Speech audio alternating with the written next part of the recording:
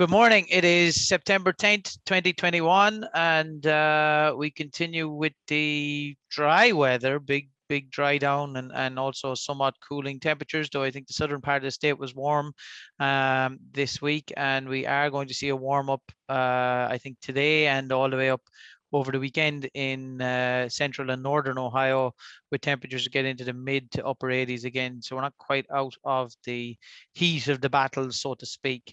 Online today, we got Dr. Dave Gardner, we got Todd Hicks, and we got Pamela Sherratt, and we also got Bug Doc Dave, Dave Shetler, who's got a fall armyworm still chomping on his the remaining hair on top of his head, such as the outbreak. So without further ado, I'm going to bring on Dr. Gardner to give us a weed update. All right, good morning, everybody.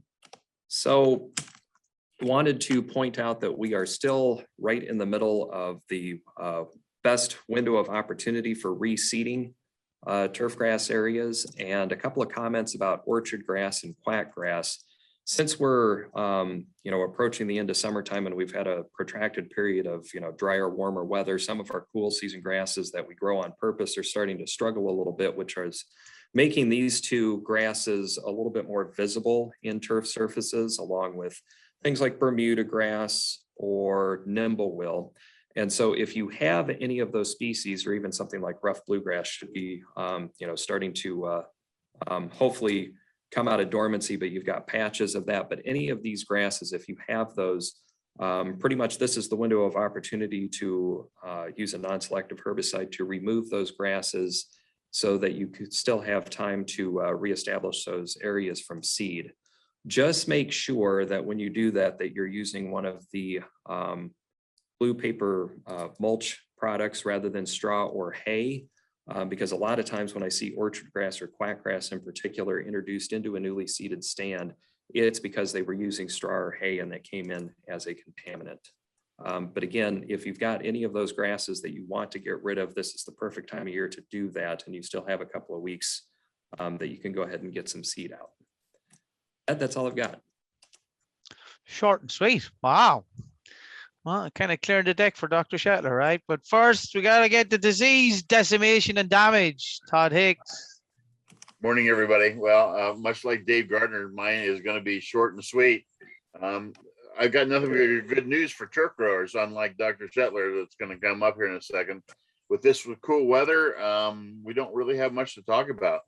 A little bit of rust. Golf courses are seeing that ankle biter kind of anthracnose where it's there if you're really looking for it, but it's under control, and dollar spots pretty much petered out with this cool temperatures. I don't think we're going to get warm enough to see anything really become an issue. Most grass growers are in the mode of trying to get their cultural practices done now, getting whatever damage, get their roots back so they can put stuff to bed as early as possible and end this year. So that's all I've got. Snow can fly tomorrow. Everybody will be happy. Absolutely. I will say, I think the guys in Cincinnati are probably starting to look, particularly on zoysia grass, probably looking at some of those applications for large patch in the not too distant future.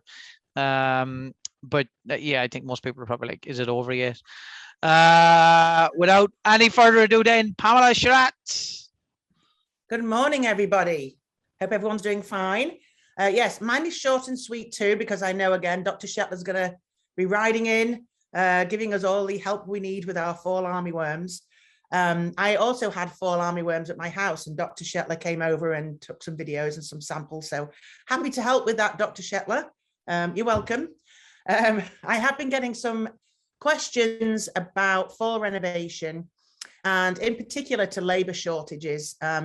Two big whammies this year really for the sports turf and the lawn care industry is they've been hit really hard with fall armyworm, and they have labor shortage, and just what do they do? And one of the conversations I did have with a lawn care operator was maybe to look at dormant seeding, and I've sometimes heard this referred to as frost seeding, but dormant seeding is putting seed out at a time when you know it's not going to germinate, and it's normally done late winter, February, March. You take advantage of that freezing and thawing cycle at that time when the soil has a frost layer in it and it's got water in it, and when it freezes and thaws, it expands.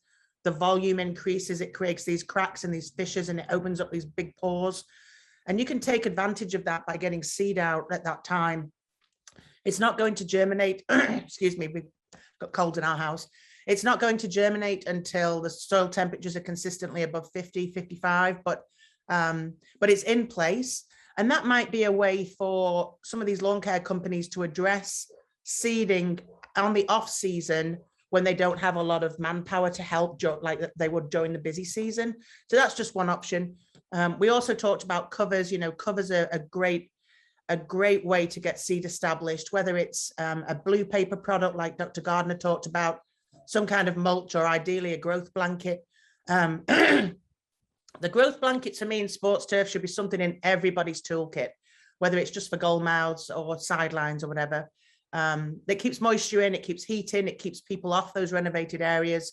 You can get some pretty inexpensive products out there just to keep those areas covered, and it significantly aids in seed germination. So, look at covers, look at dormant seeding, sit around with your crew and try and come up with some innovative ways that you can renovate these areas with a lack of manpower. We've also been having conversations in the industry about, it's time to raise prices. Seed prices have gone up, pesticides have gone up. It's difficult to hire people for less than $15 an hour. We've got to start raising prices, raising salaries, raising budgets, putting more expensive budgets into our administrators to account for all of these things. So it's difficult conversations, I know, but that's where we are right now. So I'm going to turn it over to Dr. Shetler. He's got some great insight into different grass varieties.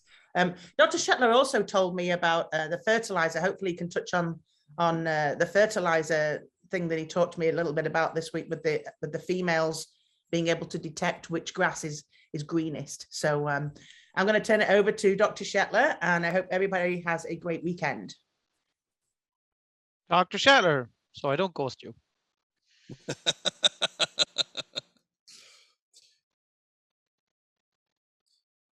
Oops. Thanks, Pam. I also want to echo that indeed, this fall armyworm is not our normal fall armyworm. We've always had fall armyworms come up here, but this is the first time that we've actually seen this. And there are entomologists all across the eastern half of North America that are taking a closer look at this one. And we believe that we probably have a new biotype or a new strain of fall armyworm. And this one is doing different things than we normally have expected fall armyworms to do. Again, remember, all our armyworm species have stripes. So if you're finding caterpillars with stripes on it, especially at this time of the year, it's probably going to be the fall armyworm. You don't really need to look at the head capsule, but if you want to confirm that it's fall armyworm, the head capsule will be either brown or black in color, and it will have what looks like a white upside down Y mark. Remember that fall armyworm females tend to lay their eggs on permanent structures overhanging turf. And that means the leaves of trees that might be overhanging the turf. Was out on an athletic field a few days ago, and there are still new fall armyworm egg masses on the flags that were marking the edges of these soccer fields. And as you can notice, it may be easy for me to see, but at least there's one dark egg mass. That means that those larvae are going to hatch in the next day.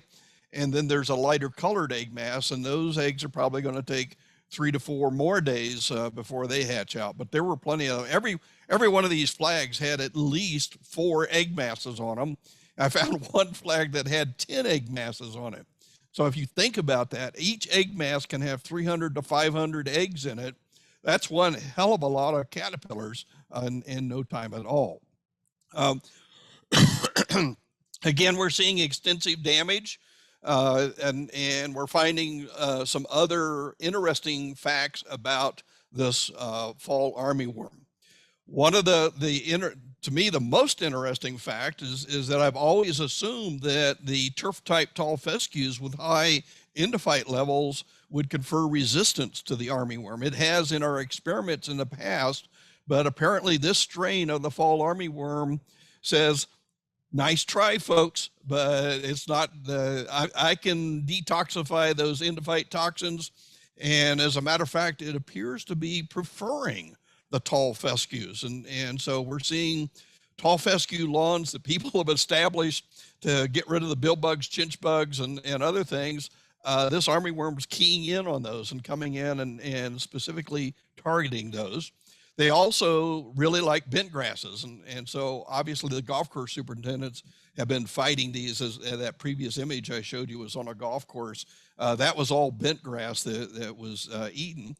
I was out on a home lawn the other day in which the homeowner had renovated about half of their backyard with turf type tall fescue. The other half of the lawn was existing Kentucky bluegrass.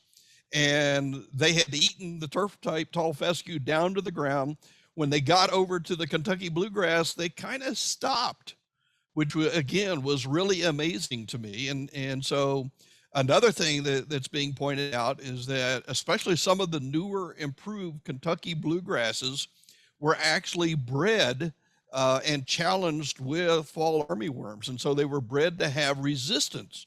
And so there's really only a few of those early improved cultivars of Kentucky bluegrasses. Now everybody just call them common Kentucky bluegrasses that are probably susceptible to the fall armyworm. But if you're using newer cultivars that have that finer texture and better spreading capability and so forth, those very likely could be pretty resistant to the fall armyworm. Now, why am I stating this? Well, you know, Pam was talking about renovating and overseeding and so forth. My feeling is that we're getting late enough in the season. You may need to be thinking about that dormant seeding. And I think some of these improved Kentucky bluegrass cultivars would be really great for that. The last thing is, again, bad news. We have seen a massive emergence of new adults that resulted from that generation that sort of finished its activity about a week ago. And so to give you an example, I was out taking my dog out for his last constitutional last night. And I've got 2 butterfly bushes in my front yard. And you could actually hear the rustling of the wings of the fall armyworm adults, both males and females, that were tanking up on the nectar at nighttime on those plants. So there's plenty of them out there. I'm getting pictures now that I've shown people what the egg masses look like. I'm getting pictures from both golf course superintendents, athletic field managers, and even some of the lawn care folks that are now spotting those egg masses and being more cognizant. In this cooler weather, the eggs can take, 4 to 7 days to hatch. But the larvae actually take about 2 to 3 weeks before they develop to be big enough to really mow the turf down. So what do you need to do? My feeling is watch out for thinning turf. The smaller instar larvae will, cause what appears thinning turf. And so we need to make sure that your customers, and if you're just the sole manager like a sport field or a golf course, you need to train everybody to be on the lookout for what looks like thinning turf. And remember, thinning turf is most visible when you're over the top of it. When you're driving by in your service truck, you can't see thinning turf. So you sometimes have to stop. If it just looks a little more yellow than it should, maybe you better stop, go out and walk out on the top, and as you'll see, oh my, this is thinner turf. That probably means that there's fall armyworms there. And when they're small, they do hide down in the thatch during the daytime. It's not like when they have the big outbreaks of the big caterpillars that will eat day and night. When they're smaller, they hide during the daytime and you won't see them. If you're in the lawn care, you might want to send out a note and a message to your customers. Unfortunately, most customers don't notice fall armyworm until their lawn has disappeared.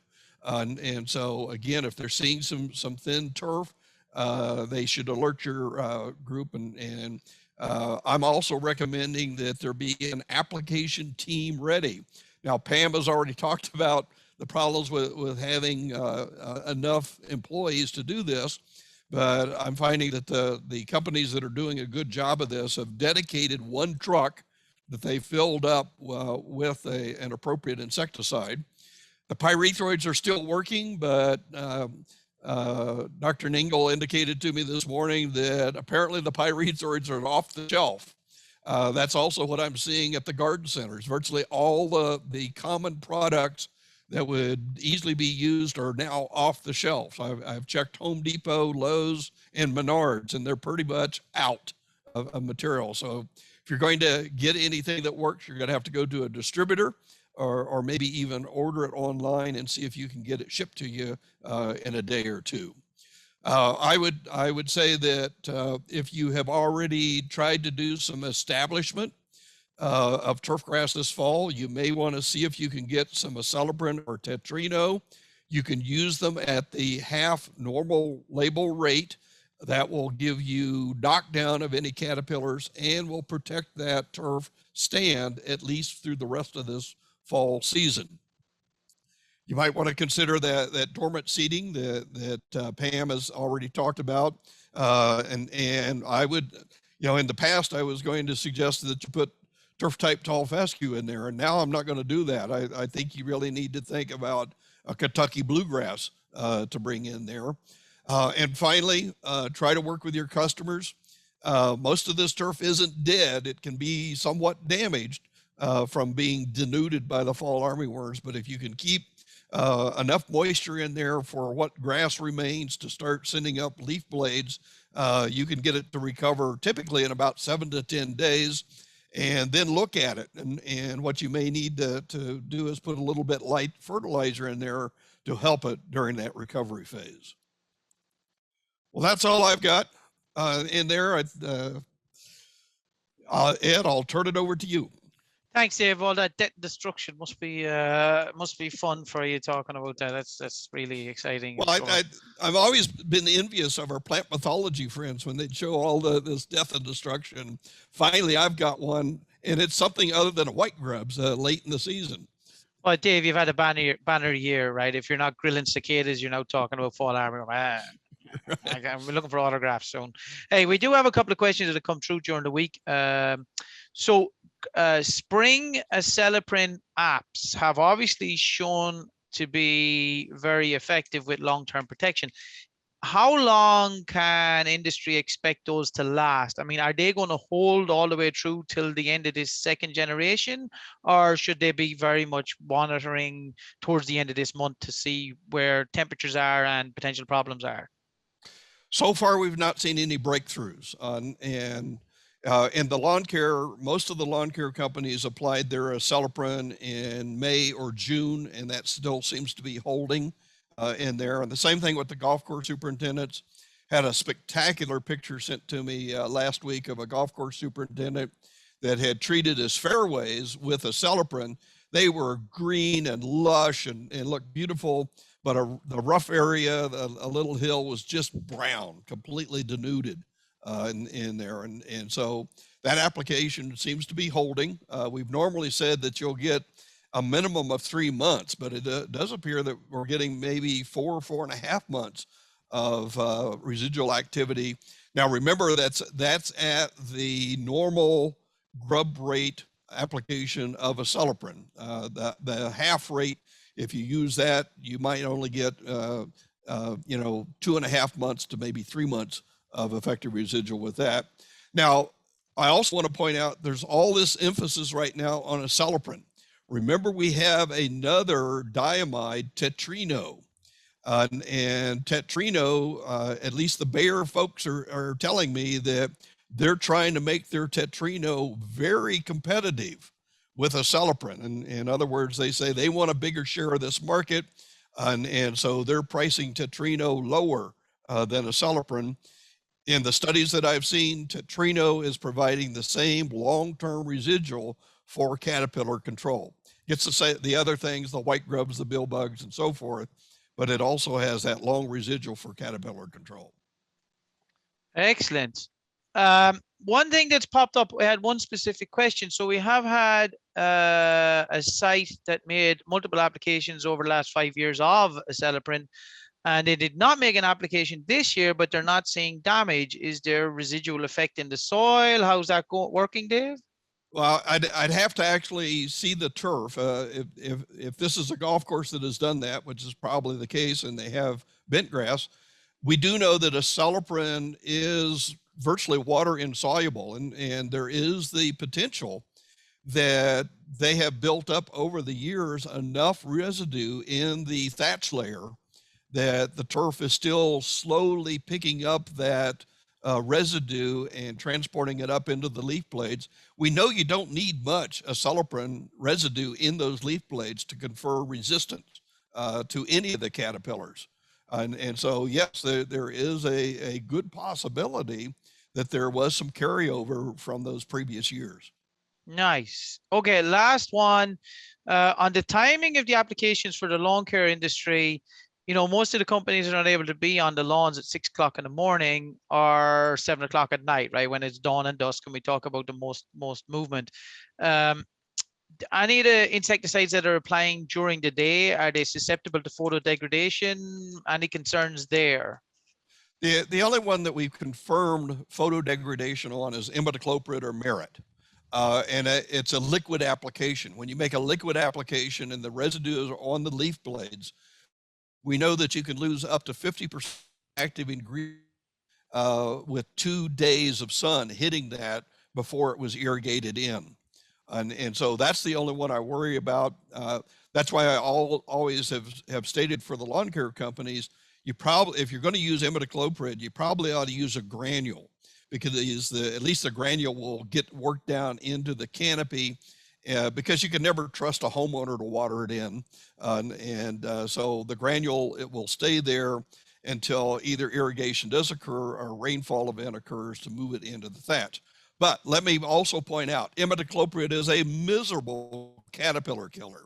It's great for our bill bugs and white grubs, but it's very poor on caterpillars.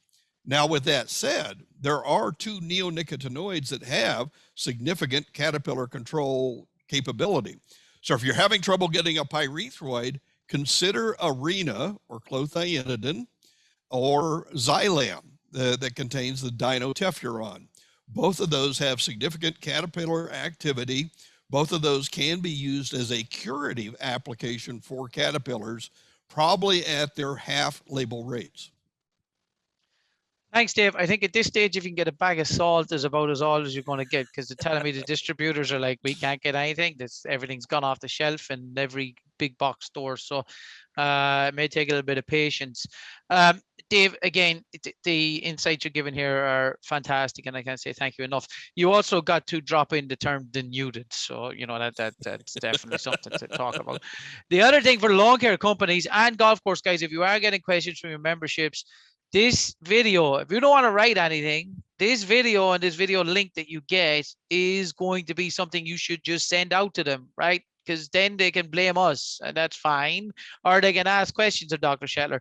But if you're getting questions from the homeowner or the golf course membership about why this is happening, you should use these videos for that exact purpose. Okay, don't think we're ashamed or embarrassed to see my ugly face on TV. I know it's not meant for TV, but I'll get over it. Do be aware that you can send these to them to help with questions. To wrap up, a couple of things. Golf outings are coming up, so sponsorship opportunities in both the OTF outing and the ATI outing are going to be critical. Farm Science Review is also coming up. I think Pamela Sharatz has been busy recruiting a team to get down there, and we'll be on site. And of course, first home game of the season, go Bucks. The Ducks suck. Okay, with that, I'll say thank you, and we will talk to you next week, and hopefully we haven't all lost our hair from fall armyworm chewing on it.